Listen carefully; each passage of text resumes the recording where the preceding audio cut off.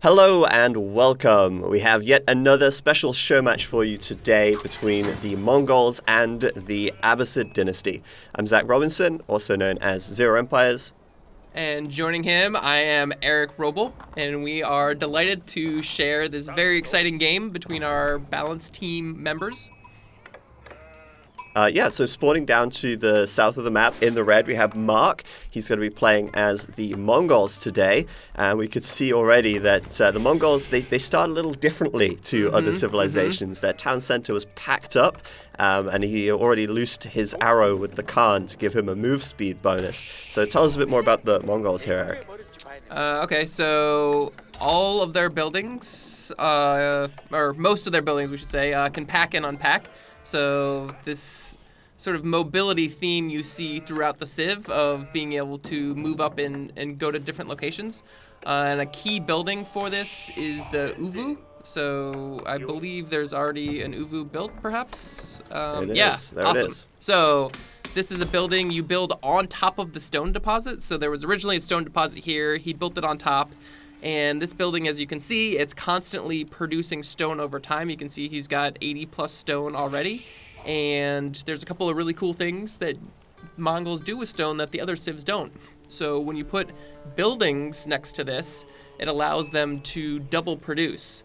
So you're spending the normal resource for the unit plus some stone, and then you get 2 units instead of 1. So it gives them a really high flexibility with their production. And then the other thing is upgrade buildings. You can get like sort of a bonus or double type of upgrade, like this here, a really good example of the whistling arrow. So it gets extra duration and extra time. So every bonus upgrade is going to do something a little bit different, but it definitely gives you some very interesting strategies to pursue. Of do I want to go for the techs? Do I want to go for a big army and try to attack the enemy? Or you can actually even do it with your economic units. You could produce extra villagers and try to crank out your economy that way. Yeah, and it's worth noting that the Mongols cannot gain stone any other way through normal means. They can't mine it with villagers, they can't trade for it at the market, they can't even be sent stone by their teammates. So they're really relying on we thought of everything. Can't pull a fast one on us. But there are other ways to generate stone later on through landmarks and through trade once they do some special techs, which we can talk about later on. But over on the other side of the map, playing in the blue, we have Stefan. He's playing as the Abbasid Dynasty, and actually both these civs very different to what we've seen already. I think we've showcased the Holy Roman Empire, the English, and I can't remember what else we've shown actually. I think it was just those two. Yeah, just those two. Yep. And so, these two playing very differently to those. They're more asymmetric. The Abbasid Dynasty, they're really all about the House of Wisdom. Yeah. This is the central focal point for this civilization. And they played very differently because they don't have to build landmarks to advance to the next age. This is the landmark. And instead of building... The big one. Yeah, instead of building new ones, they actually build wings onto this landmark. They have the economic wing, the military wing, the culture wing, they have the trade wing. And when they complete these wings, the building itself gets an upgrade visually, but it also unlocks these technologies which are associated with each wing. So right now he's doing the economic wing. This will unlock these 3 special technologies, the fresh foodstuffs, the agriculture tech, and the improved processing. And that will allow him to get these bonuses, but also gives him the flexibility as he's advancing to go, okay, well, do I want economy? Do I want military? Do I want culture? But also for the House of Wisdom... There's more. As you build around it, all the buildings that are built in the influence of this building contribute to the Golden Age. And when you have more structures, you reach a higher Golden Age level. And as you can see here, with 10 structures built around the House of Wisdom, you reach the first Golden Age, giving you 10% gather rate for all resources, which is huge. It's a nice bonus. So the Civ is really focused around the House of Wisdom and developing the House of Wisdom. Obviously unlocking the technologies in there as well, like fresh foodstuffs, which is reducing his villager cost by 50%. That's pretty nice. It's really strong. But yeah, there's a lot going on here. We've got Mark already going up to the next stage with the deer stones here.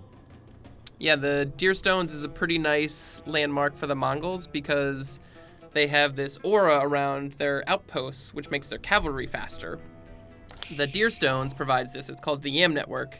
And you see there it says cavalry and traders for outposts on the Yam Network. When you build the Deer Stones, it upgrades this aura, so it also applies to all your infantry, all your villagers. So it gives you a lot of really extra sort of strategies and stuff. And it's since your villagers are moving faster, you're going to get more resources, which is super good. And, you know, if you have an army of like archers and spearmen, then those guys are going to be moving faster the whole time. And so the Deer Stones will provide this aura. And as we talked about previously, you can move your buildings. So this is unique in that it's an outpost that can actually move, so you can pack up and put it somewhere else and then get the aura, you know, maybe near your enemy, or, you know, you need to like defend something. There's a lot of nice potential with it. Yeah, that's one of the awesome things about the Mongols. They can move their landmarks, but they can also move everything else, as we said already. You can see there that Mark actually built a barracks, and I think he was trying to move it to the Uvu, but he got denied by the scout here, and I guess he didn't want to risk potentially losing the cart to an early rush. Speaking of which, Stefan is coming forward right now with an outpost and forward villagers, so he's rallying across the map with archers. He's got his outpost coming up right outside of Mark's base, and Mark now escorting his archery range with a spearman to try and get it next to the Uvu so that he can spend some of that banked stone, 600 stone. Oh, he's really got a lot saved up there, so that's why he's trying really hard to land this building here. And the reason he's got the spearman escort is because it's difficult to unpack it if the enemy's right there. Like, he's trying to unpack it. The unpack got canceled because of the scout. And the spearman, of course, doing double damage to the scouts is going to do really well. Okay. It's bringing the vills over. He basically had to zone out with the villagers so he could land this archery range. And I'm sure once this finishes, he's probably going to start double producing units. Yeah, so the cool thing here is, like you say, you can produce 2 at a time, and it just costs the same amount of stone as the total resource cost of the unit. And so he's already queued up 5 double production of archers. So he's going to really be pumping these out quickly. But Stefan's coming forward with the outpost. He's using his villagers to siege the Uvu here. But the archers are now popping out 2 by 2. There are some spearmen coming out on the other side. And the Khan is coming in as well. We've not really talked so much about the Khan. Let's get some info on the Khan, Eric. So, number of interesting things about the Khan. So first off, he's basically the scout of the Civ. So instead of starting with the scout, you get the Khan. So he does all the normal scout things of, like, you know, collect sheep and like having a good vision range and stuff like that. Oh, this fight is really interesting though. So we've got a tower, we've got double archers. He's popped out 2 of those. So now he was at, you know, he had no units and he was like super behind, and he's a little outgunned here though, right? Yeah, he's going to get back. The tower was really helpful. But the Khan, he's waiting for the signal arrows to come off, and I think he's going to try and use one of these in just a moment. If he's still got some units to buff, he has, because more archers are coming out. And here we go. Signal arrows should be coming out in a moment, I imagine. Or maybe he's just saving it. Yeah. So it's the more units you have, the more effective it is, right? And yeah, that's true. We've tuned it so that it has a very short duration. So 5 seconds. It's a very high impact. You see the huge 50% bonus, but it's only for 5 seconds. So you really got to wait till that critical time to maximize it, and then you have to wait. The cooldown is pretty long. So if you only have 3 archers, it's not going to be that good. So he's kind of waiting and probably massing up for the right time to activate a really juicy, powerful arrow. Yeah, I guess it all depends on whether or not, you know, it's critical enough to need to fire the arrow. But there are 3 arrows available. One which increases move speed of all nearby units, one which increases the attack speed, and one which increases the armor. And as you say, it lasts for 5 seconds. This is upgradable with a unique technology. And also the Khan can fire off the Scouting Falcon as well, which provides line of sight over an area. No need to do that just now. I think he's got plenty of vision of what's happening at the moment. As, and I don't think he likes it, because that tower was upgraded, so that tower is going to be shooting by default. It's also garrisoned with 5 villagers, so each one of those is shooting an arrow as well. So you can see a lot of times these villagers are popping out of the archery range 2 at a time, and they're immediately getting shot by a bunch of arrows. So this is a pretty tough spot for Mark, but look at that. He's got a ramp coming in. Has. He's researched the siege engineering tech from the blacksmith. He's built a ram in the field with the spears, and he's ready to assault this position and send Stefan home. Stefan doesn't have too many military units out right now. He's not got a great defense for this tower, so it looks like this tower may go down, although he is trying to reinforce, but I think he's going to be pushed all the way back, losing villages in the process as Mark chases him down now. And he did actually just use the arrow there. He actually, I don't know which one he used. I think it's already expired. But he's also getting the move speed from the Yam network, which was coming from the deer stones over here. So it gives him that little bit of extra chasing power as he sends Stefan back across the mountain range to his side of the map. Yeah, that was great for pushing the enemy out. That extra move speed on the archer, he was able to get a lot of villager key kills. And actually, that ram, it's just been attacking away, and it was able to get the burning state on this tower, which is really great for Mongols because they get to raid resources, which gives them 50 gold and 50 food for every building that they burn. So he got that from the tower, and now he's working on the archer range to try to get even more gold and food. Yeah, so every time a building gets low on health, it will set on fire, and that will trigger the raid bounty for the Mongols. And actually, Stefan, we've also seen the camel archers coming out for him. This is a unique unit to the Abbasid Dynasty. They get the camel archers and the camel riders. The camel archer, ranged cavalry archer type unit that has the camel unease bonus. Now this actually makes horse cavalry units weaker when they're near to these units. Horses, they don't like camels. They really don't like camels. They freak them out. They're like spitting on things. There's not into it. Not good at all. And oh wow, there you go. A Mark coming forward now as well with the archers. He set off his maneuver speed arrow, so that was he's got a great use speed. of the maneuver because he was able to pick off 2 or 3 villagers there, and the reaction time was very quick for Stefan. He pulled his villagers immediately, but those archers just sprinted in there so fast with that move speed. Yeah, so he's really in a strong position there in the middle of the map, and while these camel archers are going to try and contest this position, but I don't think he can really. They're very bad against he saved rams. the spearmen and garrisoned him in the ram. So one of the nice things with the camel archers is they're kind of similar to the archers in that they're doing bonus damage to spearmen. So those 4 spearmen are not going to be able to do anything against 4 camel archers. They're going to die super fast. They're going to get kited. But he popped him in the ram and gave him complete protection because the ram is only going to take 1 damage per hit. It's got 15 ranged armor. Yeah. So that was a great save. That was really smart. And Stefan hasn't really been able to do too much with the camel archers yet. We haven't really seen any cavalry out of Mark. And the Mongols, as a civilization, they do lean towards cavalry. They get the horsemen in the Dark Age, the very earliest time that you can train that unit in the game. They also get the Mangadai horse archer, which is unique to the Mongols, available in the feudal age. We haven't seen them just yet, as he's opting at the moment to go really with this archer and spearman mass rush, I suppose, with all the double production coming out of the Uvu over here. Yeah, and another reason cavalry could be really good on the Mongols is the raid bounty that we're talking about, right? Like if you have really fast cavalry, you're going to be able to run into position and burn down a building before the enemy can get there in time and stop you. And then you can just peace out and you're like, no, wait, come back. And it's like, well, I already got my money. I'm burning your buildings. Yeah, Mongols can do so many things. They're really versatile as a civ, and getting a cavalry early and going for some raids could be huge. And Stefan, he's going to stumble across the bills down here. No. There's a low one. Can he pick off the low bills? Good find. Is he going to go for it? He went right for it. Right for it. So, but he's got the archers. Good save. Yeah, 1 villager kill. I mean, he is keeping Mark kind of on his toes, right? Like, these 4 camel archers have been running around for ages, and Mark's chasing him down with 20 archers. It's kind of a big distraction for him. But I wonder now if we have anyone looking towards the next age, or kind of what is their game plan at this point? What's the next phase of the game? Yeah, what is the next phase? This is interesting. Mark, something else that's unique about the Mongols, they do not build farms. They're nomadic. Why would the nomads be building farms, right? They got to move. So instead they get pastures, and pastures produce sheep passively over time. And this is the Mongol food economy, essentially. They just constantly produce sheep. And if you build the pasture around the Uvu, they do produce faster as well. There's some nice synergy there. But as we saw, Mark sort of moved his town center away from the Uvu, and that Uvu has to be limited to the stone on the map, which can sort of limit where you place these pastures and buildings around it. That said, though, he's on the way up to the Castle Age now with the Steppe Redoubt.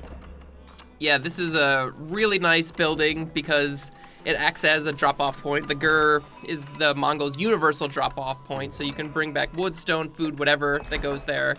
And it also researches all of the economic texts there, as well as 50% extra gold dropped off at this landmark. So it is a great landmark for the moving mechanic of the Mongol, because you can slurp up a gold deposit with the extra 50%, and then you just move it on to the next gold deposit, move your villagers there, and you're getting the 50% all over again. Yeah, it's awesome. And, the landmarks have really been designed with movement in mind, really encouraging players to use the movement mechanic, and there's lots of benefits for doing it. Look at that, the Khan! Oh no! Caught out of position. And that's kind of a shame for Mark, because those signal arrows can be so important and so decisive. But don't worry, Mark's Khan will come back. And actually, when the Khan dies, after a certain amount of time, he will respawn back at the town center.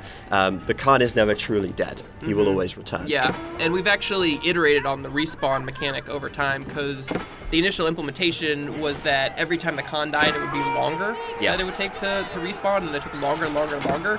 And ended up being like 5 minutes at the end, which is so long, and we want to get the guy in battle. But look at this fight. Yeah, Mark here is actually getting the movement speed bonus, which is awesome for kiting the cavalry away. Yeah. But he's also down in an upgrade. The archers from Stefan here have the extra attack upgrade. He does fortunately have the support of his town center fire here as well. Nice. And I think overall, these guys might end up trading relatively evenly if he continues to fight under the TC. He's got a big army, though. Like, look, he's got more archers. He's got all those camels. The horsemen did really well. And look, the upgrade just came in for Mark. He's got veteran archers, but look how many. He's got so few now. Look, they're just getting picked off. Yeah, he's losing a lot here. But again, like, fighting under the TC, Stefan's taking heavy damage from the town center. Yeah. But Mark might lose... Yeah, like, he's lost a lot in that fight. I mean, both players kind of neutralizing each other there, I think. Stefan's still in Age 2, however, and that was his, like, big Age 2 push. A big push, and he got wiped out. Yeah. I think he got some villager kills, though, so while he got wiped out, I think, let's see, he's got 40 for Mark, and then how much on the other side? Stefan has 56. Very nice. Wow, okay. So just sort of trading and keeping the enemy's army down while you have an economic lead is actually quite strong. And there's some extra archers for Stefan that weren't part of his main army. It looks like maybe they were hunting for villagers down in the south. Yeah, I think he was looking down there, but Mark's got the tower, of course, to keep those 5 villagers safe, so I don't know if they did too much. He's also built his Uvu down in the south as well. But now Stefan, going up to the Castle Age, he's going up with the Culture Wing. So the Culture Wing allows him to get Preservation of Knowledge. This is a really powerful tech. It allows him to reduce the cost of his all technologies by 30%. So there's a lot of compelling choices in the House of Wisdom. Do you want the cheaper villagers? Do you want cheaper techs? If you go with the military wing, you get things like camel support, which improves the armor of infantry when near the camels.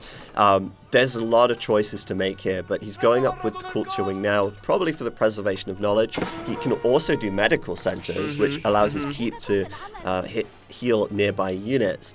But meanwhile, he is walling the center of this map as fast as he can. Look at that. He's closed it off. That's a lot of villagers he's got working on those walls, and it totally makes sense because he traded out a huge chunk of his army, so he doesn't have a lot of defense. And we're talking about the Mongols. They really like to raid and burn down buildings, and the units that have torches that are good at burning down buildings can't attack stone walls, right? You have to have siege units, which are a lot slower, so it really changes the momentum of the game. Yeah. And Mark hasn't seen this yet, so he's going to push out. He has actually got a couple of rams, so he does already have a bit of siege. Rams can attack walls, but he will see this walling here, and, well, now he's got to sort of think, well, what am I going to do? Because Mongols, they can't wall. They don't have this option. Yeah. And one of the sort of ways to really slow that Mongol player down and prevent that raiding, like you were saying, is walling up. And the Mongols, they're not too happy when they're walled out. They want to get in there and do damage. Yeah, you want to get in there. So yeah, it looks like these rams are going to go in for an attack. And this was really smart of Stefan to put these stone wall towers here because they have a pretty high damage springald, so it's able to get through most of the armor of the rams. And he's also got some villagers. Look at that. These villagers on top of the wall repairing. So he's got the defensive bonus of the wall for these villagers. So they got shot with a lot of arrows. Yeah. They're still alive, right? They take 66% less damage. So those villagers up there really well defended from the ranged units from Mark. Mark didn't have too many, just 9 archers, but there was enough to keep the villagers alive. Yeah, look at that one. It's got the wall. Its health is so low, but he saved it because he was on the Yeah, wall. it Yeah, was definitely awesome. would have been dead otherwise. And then Mark had to run away because Stefan put his own archers on the wall. Yep. And when they're on the wall, they also get a 2-tile range increase. So not only are they taking less damage, they're shooting further, and this becomes a really defensive position for Stefan. Now, if you're in Mark's position now, what do? You can't necessarily use rams because the towers will take them out. You can't really get too close to the wall because the archers will snipe you. Yeah. What's your next move? So, not mangonels, but the trebuchets are a great option. He's in Castle Age. They will be able to outrange anything else. And actually, those towers now, they are vulnerable to being set on fire and burned. And the burning damage happens whenever the building gets to 25% health. It doesn't matter what type of attack is hitting it. So even though you're not using torches with the trebuchet, you're still going to set those buildings on fire. You can get the raid bounty, and you can work on knocking it down and trying to get into his base. The other thing to consider is building up your economy and like ramping it up to the next stage. So adding on markets is really good. We haven't talked about the Mongols' Silk Road, where as they get more and more traders, they're getting extra resources. So they'll get extra food, extra wood, and extra gold for their market. And wow, he just put up a market. Convenient. Actually, That's Stefan. Stefan. And why would Stefan want to build a market with the Abbasid? Well, a couple of reasons. I mean, first of all, I want to talk about this market location. He's built it right at the edge of the map, and Smart. he's going to be trading with the trade post that's all the way on the opposite side. So this is going to be a really optimal trade route. The further you trade, the more value your trade produces. Yeah. And he's can trade with these neutral markets. He's safe behind his walls. This is a great way to ramp up his economy as he builds these traders here. But the Abbasids have a couple of bonuses. One of the things they can do is actually, once they get the Grand Bazaar tech, they can choose which resource gets deposited from the traders. So instead of Nice. bringing back only gold, they could also choose to get food or wood or stone. And also, if you look at the wings as well, they have the spiced roads, which can increase their trade income, but he has to go for the trade wing to do that, so he doesn't have that available right now. But this is a huge push. Wow, from look at all those Stefan. 40 archers. Woof. But look at this, he's got so Knights. many knights. 15 Knights are knights. such a good counter to ranged units, but then Stefan with the spearmen Oh, coming in at the front as clutch. well. This is going to be a really big engagement here as Mark Oh, the loses Khan. the Khan. No, not Yeah. again. The Khan, why? Oh, he didn't last too long, did he? He usually becomes a target just because of how powerful he is. If you can get the signal hour off, that's great. But right now, this These fight in knights, here with these all knights the are knights. just running around. They need to get onto the archers and attack. They've been fighting the spearmen the whole time, and spearmen are doing a lot of damage. Like, he had such a huge army of knights, right? And it's really getting whittled down here. And the other thing for Stefan at the back, he's got some springalds in here. Now, springalds you think of being great at dealing with other siege, but they're pretty good at dealing with knights as well, especially when they're uncontested. But I think Mark just has too many reinforcements. He's killed all of the spearmen now, and the knights can get on top of these archers and crossbowmen and really start to do a number on them. So Stefan retreating back behind his wall. He might even pop some units on top of the wall here. And on the right side, Whoa. Mark adding in the traction trebuchets Very as nice. he tries to assault the wall on this right-hand side at the same time. Yeah, those Stonewall towers have really been paying off for Stefan. It was a nice clean retreat. He was able to do a bunch of damage to the army, and he's been knocking down these Stonewall towers. He got the raid bounty from the first one, and it looks like he's gonna get the second one down too. But these rams, look at the look at the ram health. They're so low. They're basically done for here. 5 hit points. my goodness. He knocked it down. Oh, but look at this. He's bringing the springalds over, and the springalds, they can actually shoot through the Oh, gate. good shot, So he's good going to shot. take out the rams Oh, anyway. he got him.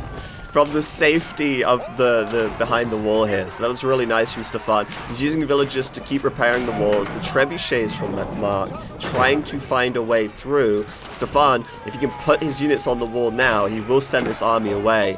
And whoa, look at this. We've got a mangonel from Mark as well. So I think Mark's thinking, hey, you know what? If you put all your archers up on the wall, they're gonna be all clumped up really tightly. Yeah, I'll mangonel that any day. Oh, and yeah. they take 66% less damage, but a mangonel doing a lot of damage onto the wall would still do a number on these archers. Yeah, if you can hit all the archers in one shot, that's a lot of damage. But for now, he's fallen back. I don't know why he doesn't keep ranging the wall with the trebuchets, to be honest. I think he could still be doing some damage here and maybe trying to work on taking the wall down. I think the Springolds might have scared him off a little bit, because the Springolds do bonus damage against siege weapons. Yeah. So, and they have a pretty good range, right? Like they have 10 range. They have 10 range, and Trebs are a longer range. However, the Mongols, they don't use the clockwork trebuchet. They use the traction trebuchet, so it's a little bit different of a unit. It's a little bit shorter range, it's faster, and it's a little bit cheaper. So it sort of fits that Mongol theme of being more mobile with the Trebs. So he was able to back off because they're a quick, sort of faster unit. But it looks like he's going back in. He's sort of rebolstered his forces. He's rebuilt the knights that were killed from the spearmen. Well, seeing all these knights makes me think that Stefan might want to consider some more camels here. We've seen the camel archers already. He also has the camel rider, which is very effective against cavalry units. So we'll see what he can do there. And I think, he is adding some camel archers at the back here. But Mark recommitting to attacking the wall now, trying to keep his army back so that they don't get peppered by these arrows. Oh yeah, they're doing a really good job. Like you're saying, the extra range too. They're getting a lot of shots off, even as these knights just retreat. Yeah, I just love the way this looks, right? Like all up in here in the choke point, really fighting for this. And Mark, just kind of bringing in the mangonels mangonels now. Can he get? Oh, he is. He's gonna hit that. Oh man, that's a good amount of damage, but. Like, all those archers might have just been killed if they weren't on the wall. So he had time to respond to that attack, and he's like, okay, totally. I can't stay here and keep getting pounded by these mangonels. I got to get out of here. Yeah, totally. And these guys are really ramping up their production now as well. We've also got to keep back here for Stefan, really trying to make sure that if this wall is breached, that he does have another line of defense. He's certainly feeling the pressure from Mark at the moment, especially with all the siege that he started to add. Yeah, he's being sieged pretty hard, and it looks like the wall is pretty much down here. It's just going to be one more shot. There it goes. And he's in. He's in. He's just going to go for it. And whoa, hang on a minute. Where did Stefan's cavalry go? It was all here a second ago. Is he moving it? Oh, he's brought it down to the south. Is this a flank attack? It looks like. Oh, this could be huge, actually. I mean, Mark hasn't committed fully into coming in yet, but he might be able to push this through. He's got a lot of mangonels at the back, so he could easily do the splash damage onto the spearmen at the front. He's got the knights and the archers in here as well, so looks like Stefan will have to fall back with this army. But as he does the knights run in and his out. Cavalry run out. This is a bold choice. Instead of defending with those cavalry, right, he could have come in for a flank and just cleaned up all those siege weapons, because you got torches on your cavalry. They will very quickly make short work of all these mangonels, and the trebuchets are still back there killing buildings, getting raid bounties. So taking those out is sort of like the more straightforward path. So I think he's doing sort of a more advanced thing where he's just kind of like going for the jugular and just try to find the economy and just knock him out of the game. Yeah, well, I guess Stefan feels confident that he can hold with these two keeps, so much so that, hey, you know what, this army that's pushing in, I can just ignore that. He's not even afraid of this huge army. That's where he's at right now. He has got to be careful, though, because the trebuchets could deploy here and start taking out the keeps from a distance, and he's kind of losing a few vills. But we see the medical centers in action now as well, healing up the units near the keep. They're taking a big mangonel shot or two, but... There's another one. He's got out the... I like that positioning, so he's got him sort of at the back of the keep, so they're still in range of the medical centers. And look at this raid. He's found the villagers. This is what he's been looking for. This is huge. Mark's going to lose so much here. There's so many dying. It's going to be so bad for him. And actually, look, his landmark is packed up right now. If Stefan kills that, then he can actually... Oh, no, that's going to be awful. Why is he not killing it? An interesting thing about the landmarks, when they're packed up, they lose their armor. So while they get mobility, which is nice, but instead of having 50 ranged armor, they have zero ranged armor. Mark pulling all the villagers out of the way of this raiding army here. And, I think that was a distraction landmark. He was like, hey, don't worry about my villagers. Attack this vulnerable landmark because he's got multiple landmarks, right? So the villagers all ran away while he was kind of bumping around with that and distracting a couple hits. It's actually relocating his entire economy to the front lines and building a gur over here. He's going to be chopping wood with these villas as I guess he just can't deal with this. His army is actually quite immobile at the moment. It's mostly sort of the siege weapons they're powerful, but they're slow, right? So that trade-off means he wasn't able to come back and defend. He had to just commit to this attack. But Stefan has 2 keeps here, just really slowing down this army and kind of trapping them almost. Yeah, more raids here as well. And I guess Mark needs to be really careful that if he pushes in too far, the siege could be attacked from the flank. He's going to be mindful of that this whole time now. Mark's at 66 villages still. Stefan, on the other hand, 116. Ooh! Whoa. That's some economic power. And those traders must really be paying for themselves. 159 gold per trip. They are, however, kind of running through the middle of the battlefield. Oh, this is a dangerous spot for a trader to be. I don't think the traders are going to last yet. Uh-oh, the Springles just turned. No, yep, see you later. Wait a second. Oh, okay. I thought Stefan was capturing the sacred site. I was like, hang on a minute. No, he's taking the sacred site back from Mark. But Mark now really low on units, actually. He's just got the siege, and he's using the Springolds to try and pick off the other Springolds. If the other Springolds are out of the picture, then his own siege will be a bit more safe. Reign supreme. You can see they have a lot of ranged armor, so they're taking a long time to die to the archers here. And actually, it's enough to force Stefan back, because the threat of the Mangonel, he just can't push into this with his archers at the moment. Yep. Nice attack there, and he is whittling down with those trebs. The raids are still happening for Stefan. He's attacking in 3 different locations with his raid while defending his main base from all these siege weapons. Very impressive display from Stefan here. I'm just worried about Mark, though. I mean, he's really low on economy right now. He's also behind in population, so it's not like he's got a huge army to compensate. And he's, constantly chasing down this mobile army from Stefan, the horsemen and the camel archers, with his own archers, which are obviously never going to catch up.